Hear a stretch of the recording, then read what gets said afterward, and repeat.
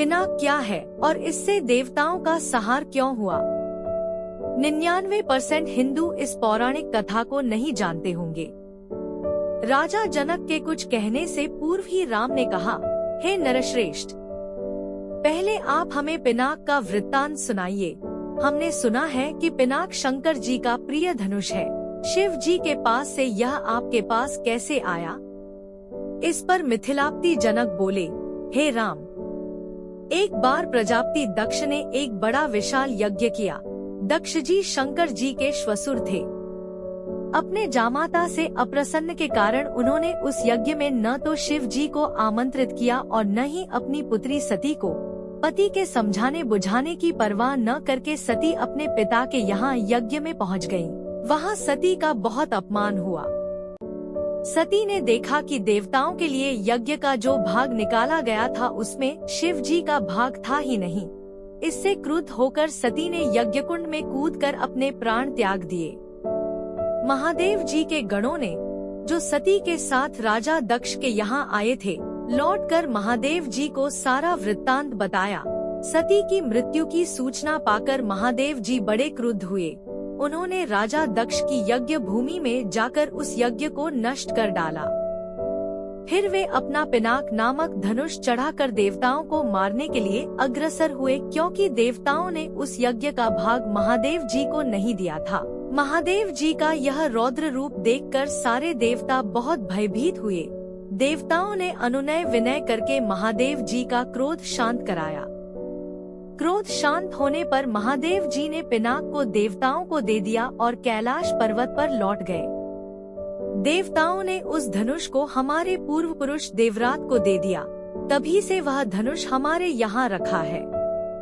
हमारे पूर्वजों का स्मृति चिन्ह होने के कारण हम इस धनुष की देखभाल सम्मान के साथ करते आ रहे हैं। इसी बीच एक बार हमारे राज्य में अनावृष्टि के कारण सूखा पड़ गया, जिससे प्रजाजनों को भयंकर कष्ट का सामना करना पड़ा। उस कष्ट से मुक्ति पाने के लिए मैंने एक बहुत बड़ा यज्ञ किया। पुरोहितों के आदेशानुसार मैंने अपने हाथों से खेतों में हल चलाया। हल से भूमि खोदते खोदते भगवान की इच्छा से मुझे एक परम रूपवती कन्या प्राप्त हुई। उसे मैं अपने राजमहल में ले आया और उसका नाम सीता रखकर अपनी पुत्री के समान उसका लालन पालन करने लगा। जब सीता किशोरावस्था को प्राप्त हुई तो दूर दूर तक उसके सौंदर्य एवं गुणों की ख्याति फैलने लगी। देश देशांतर के राजकुमार उसके साथ विवाह करने के लिए लालायत होने लगे।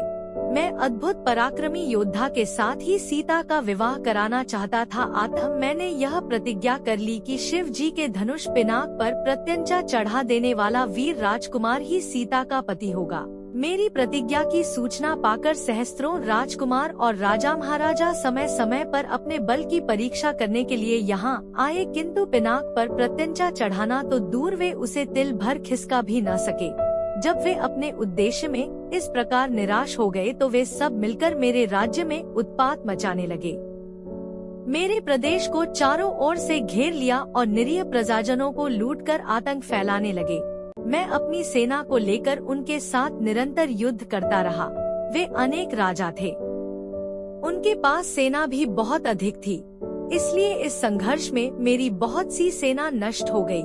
इस पर मैंने भगवान को सहारा मानकर उनकी तपस्या की।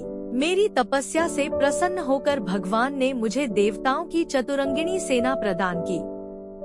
उस सेना ने आताई राजाओं के साथ भयंकर युद्ध किया और सभी उपद्रवी राजकुमारों को भगाया। उनके भाग जाने के बाद मैंने सोचा कि एक विशाल यज्ञ करके इस अवसर पर ही अपनी प्रतिज्ञा पूरी करूं और सीता का विवाह कर निश्चिंत हो जाऊं। इसीलिए मैंने इस महान यज्ञ का आयोजन किया है। अब जो कोई भी महादेव जी के इस धनुष की प्रत्यंचा चढ़ा देगा, उसी वीर पुरुष के साथ में अपनी अनुपम गुणवती पुत्री सीता का विवाह करके निश्चिंत हो जाऊंगा। उम्मीद करते हैं आपको यह वीडियो अच्छी लगी होगी। धन्यवाद आपका। वीडियो पसंद आई हो तो लाइक और शेयर कर दीजिएगा।